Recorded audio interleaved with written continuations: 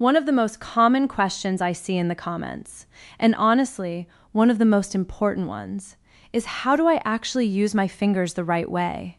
Because here's the thing most people don't talk about. Your hands are arguably the most precise sexual tool you have. They bend. They adjust pressure in real time. They can shift angles on a dime. And yet most men have never been taught how to actually use them well.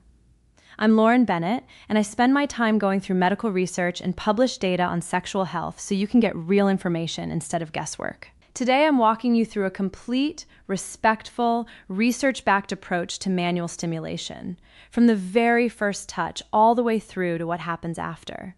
And stick around for the section on the anterior wall, because what the science says about that area is not what most people think. If this kind of honest, evidence-based content is useful to you, go ahead and hit subscribe.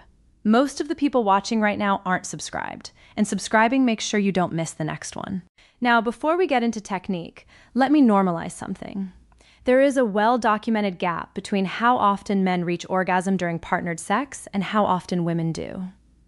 A nationally representative survey of over 1,000 women published in the Journal of Sex and Marital Therapy found that only about 18% of women said intercourse alone was sufficient for orgasm. Another 37% said clitoral stimulation was necessary during intercourse to orgasm at all, and an additional 36% said that while they could orgasm without it, their orgasms felt significantly better with direct clitoral touch. So when you add that up, roughly 73% of women either need or strongly prefer direct manual stimulation. That is the majority. That is not an edge case. And yet most sexual education completely skips this. So if you've ever felt unsure about what to do with your hands, you're not alone and you're not behind. You just never got the information. Let's start with two essentials that happen before any touch at all: consent and preparation. And I know that might sound basic, but it is foundational. Ask clearly. Something as simple as, "Do you want me to touch you here?" keeps communication open and creates the kind of safety that, as we'll talk about in a moment, actually has measurable physiological effects on arousal. Then prep your hands. Trim and file your nails smooth. No rough edges, no jagged corners. Wash your hands thoroughly, including under the nails, with soap and warm water. Take off any rings. And if dryness is a possibility, and it often is regardless of arousal level, keep a good quality unscented water-based lubricant within reach. Clean, smooth hands prevent microabrasions to delicate tissue. Lubricant prevents friction injuries. These aren't optional extras. They're baseline requirements. Number 1, start with full body warm-up, not genital touch. This is where most men make their first mistake. They go straight for the destination without any journey. Arousal for many women is a whole body process, not a light switch. Research from McGill University using thermal imaging found that both men and women take roughly 10 minutes on average to reach peak physiological arousal when given the right kind of stimulation. The difference isn't speed. It's that the right stimulation for women often involves a much broader map of the body. So start away from the genitals entirely. Kiss the neck, the collarbone, the inner arms. Stroke the lower back, the hips, the outer thighs. As you move toward the inner thighs, slow down deliberately. Over clothing or underwear, press your palm gently over the vulva with a steady, warm hold, then release. Trace the edges of fabric. The goal here is a wave pattern, pressure on, pressure off, so that anticipation builds. This isn't wasted time, it is fuel. That anticipation drives increased blood flow to the clitoris, labia, and vaginal entrance, which amplifies every sensation that comes after. Number 2, external touch first and slower than you think. Even when underwear comes off, your instinct might be to go directly for the most sensitive spot. Resist that instinct. Start with light fingertip strokes along the outer lips, then the inner lips. Keep your movements slow and exploratory. When you reach the clitoral area, circle around the hooded clitoris rather than touching the tip directly. For most women, bare contact with the clitoral glands is too intense this early. The clitoris has over 10,000 nerve endings concentrated in a very small area. That's more nerve density than anywhere else on the human body. Direct contact before adequate arousal can feel sharp or overwhelming rather than pleasurable. Think of it like this. Feather light strokes first, then gentle circles, then gradually firmer ovals. And here's your feedback system. Watch for changes in breathing, small hip movements, and sounds. Those are your green lights. They tell you more than any technique guide ever could. Number 3, find her rhythm, not yours. The Herbenick study I mentioned earlier also asked women about their preferred touch patterns, and the results are fascinating. About 64% preferred an up and down motion. Roughly 50% liked circular movements, and around 31% preferred side-to-side stimulation. Most women liked light to medium pressure. Only about 1 in 10 preferred firm pressure. But here's what matters most: consistency. Research consistently shows that most women prefer rhythmic, repeatable patterns over random variation. So once you find something that's working, stay with it. Try a gentle clockwise circle just outside the clitoral hood. Or try vertical strokes from the pubic mound down toward the vaginal entrance and back up. Or side-to-side figure 8s around the hood. You can use 2 fingers together for broader surface contact, or a single fingertip for more focused precision. And ask short, specific questions, not "is this okay?" but softer or firmer. Not "do you like this?" but faster or slower, higher or lower. Specific questions get you useful information. Vague questions get you polite reassurance. I actually made a whole video about what research says women want during sex that goes deeper into these preference patterns. I'll link it if you want to go further on this. Number 4, when to go inside and how to do it right. This is a critical transition point, and it's where a lot of men rush. Wetness can indicate arousal, but it doesn't automatically mean readiness for internal touch. Natural lubrication varies enormously between women, across menstrual cycles, with medications, with hydration levels. It's not a reliable readiness indicator on its own. So check in verbally. If she says yes, add lubricant if needed and start with 1 finger. Never insert dry. Glide in slowly and pause just inside the entrance to let the pelvic floor muscles relax around you. Then use a slow curling motion. Think of a "come here" gesture with your fingertip, directed toward the front wall. This is not about speed. Fingers are precision instruments. They excel at angles and targeted pressure, not at imitating thrusting.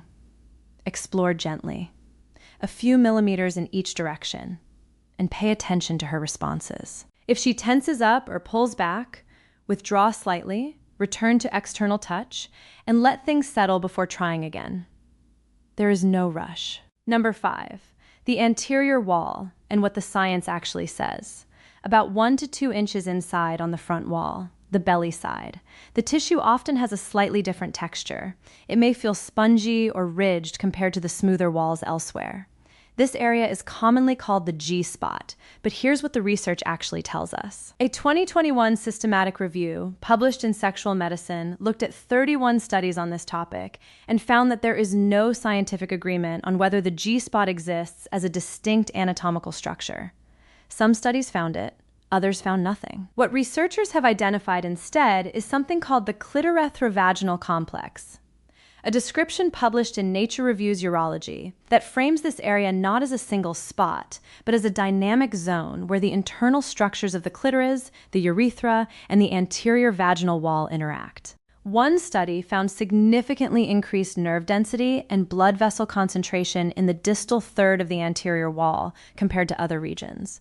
So what does that mean practically? It means there's real anatomy worth exploring there, but it's not a button you press. Curl your fingertip toward that front wall in a slow, rhythmic motion. Start with light taps or short strokes and build pressure only if she asks for it or her body leans into it. Many women prefer a steady, repeatable rhythm over increasing force. And keep your other hand free. You can hold her hip, stroke her lower belly, or use the pad of your thumb for simultaneous external clitoral stimulation if she enjoys blended touch. That combination, internal pressure on the front wall plus external clitoral rhythm, is what many women describe as their most intense experience. Number 6, scaling up thoughtfully. If she wants more fullness, partially withdraw and insert 2 well-lubricated fingers together with a slight twist for comfort. Maintain that curl so your fingertips stay in contact with the front wall. Now you can layer motions, the internal fingers doing small arcs or the come here motion while your thumb or other hand keeps a consistent external pattern around the clitoral hood. Here's something counterintuitive. The more aroused she becomes, the less large motion you need. Pressure and consistency become more important than range of movement. Small, focused, steady contact outperforms big dramatic gestures every time. Number 7, reading the approach to climax. As she builds toward orgasm, her cues intensify. Hips pressing forward, breathing quickening, sounds deepening. Thighs may begin to tremble. When you find a pace and pressure that her body is clearly responding to, do not change it. Hold that exact pattern steady all the way through. If she says right there, treat those words as an absolute coordinate. Lock in. Many climaxes fade or disappear completely when the stimulation shifts at the last moment, and a study on female time to orgasm found the average was about 13.5 minutes of adequate stimulation. That means sustained consistency matters more than finding the right move. It's about staying with what works long enough for the process to complete. Number 8, variations worth knowing. Hood strokes. 2 fingers forming a V shape, gently gliding the clitoral hood up and down without exposing the sensitive tip. This is excellent for women who find direct contact too intense. Outer to inner wave, a long stroke from the outer thigh to the inner thigh to the labia and back out. This resets sensitivity and is perfect for building anticipation between peaks. Pressure hold. A broad, warm palm placed over the entire vulva with a gentle, still press. This is deeply calming and grounding, especially between intensity peaks or during a pause. An angle shift. Placing a small pillow under her hips to change the angle of the anterior wall, making it easier for your fingertips to reach that front wall zone. Number 9, hygiene and safety essentials. Short nails, clean hands, and adequate lubricant prevent micro tears in delicate mucosal tissue. If you switch from any anal contact back to the vulva or vagina, you must change gloves or wash thoroughly first. This is a bacterial contamination issue, not a preference. If she reports burning or pain, stop immediately, add more lubricant, and return to external touch. Sharp pain is a clear stop signal. A sensation of warmth or gentle stretching can be normal, but only if she confirms that's how it feels for her. Her verbal feedback overrides your assumptions every single time. Number 10, what happens after matters more than you think. Right after climax, keep your hand in place, but lighten pressure gradually as her body unwinds. Many women enjoy being held close, having their hair stroked, or having their thighs gently massaged as they come down. Offer water. And when she's ready, not immediately, but later, ask one simple question. What did you like most? Then actually remember the answer. That single question, and your willingness to listen to it, builds a feedback loop that makes every future experience better than the last. That is the real technique. Not a specific motion or angle, but the willingness to learn what works for the specific person you're with. Bottom line, your fingers are extraordinary instruments when you combine patience, attention, and real knowledge. The research is clear. Most women need direct clitoral stimulation. Consistency matters more than creativity, and emotional safety directly affects physiological arousal. If you remember nothing else, remember this. Slow down, pay attention, ask specific questions, and when something works, don't change it. If you want to learn more about what the research says about female orgasm and why the so-called orgasm gap exists, make sure you check out my video on that topic. I go deep into the data. And remember, your health is worth paying attention to.